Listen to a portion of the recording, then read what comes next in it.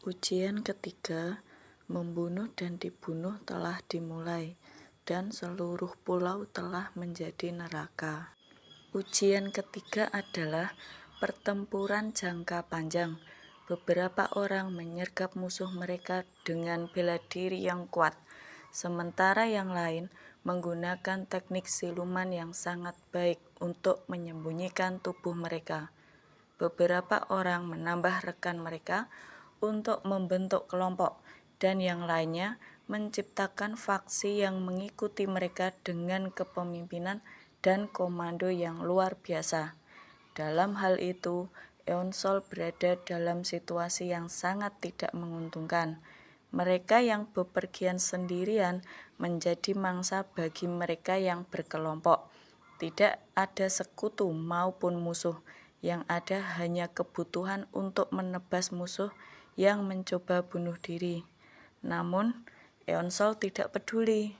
Musuh yang harus dihadapinya jauh lebih kuat daripada gabungan semua peserta pelatihan di Pulau Neraka.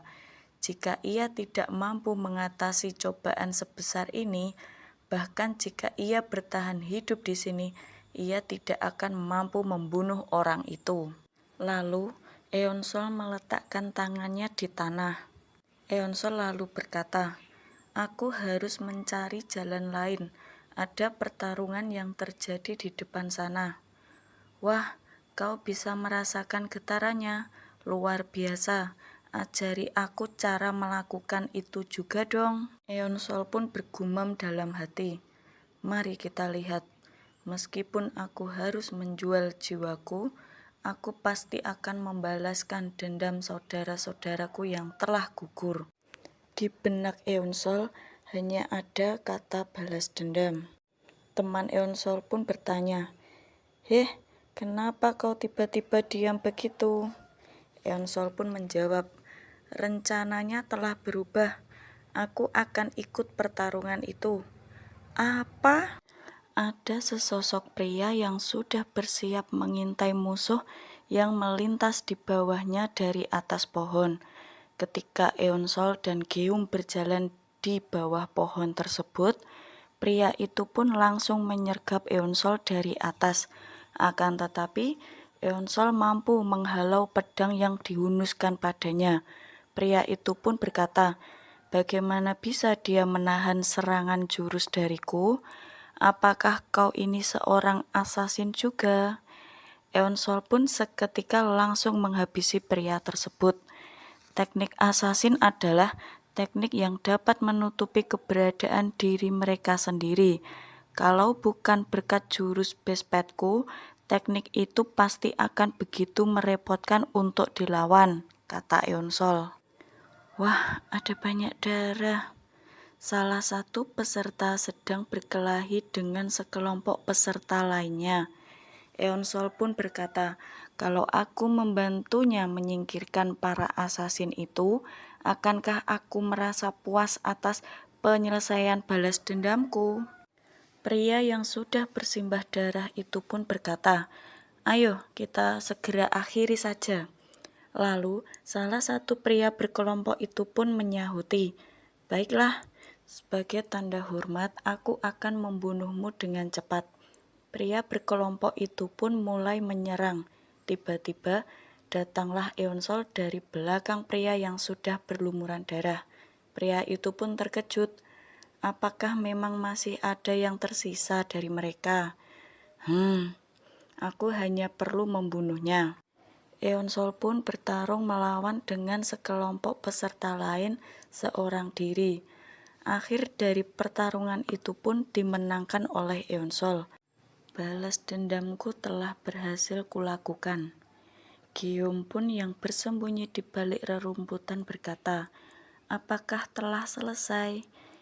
Geum bergumam, "Eonsol, kemampuanmu itu sungguh luar biasa." Tapi menyeringai sambil membawa benda tajam.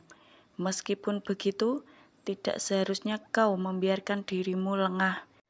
Eonsol yang sedang duduk melihat seberapa parah luka pria yang ada di hadapannya, tiba-tiba diserang Geum yang berada tepat di belakangnya.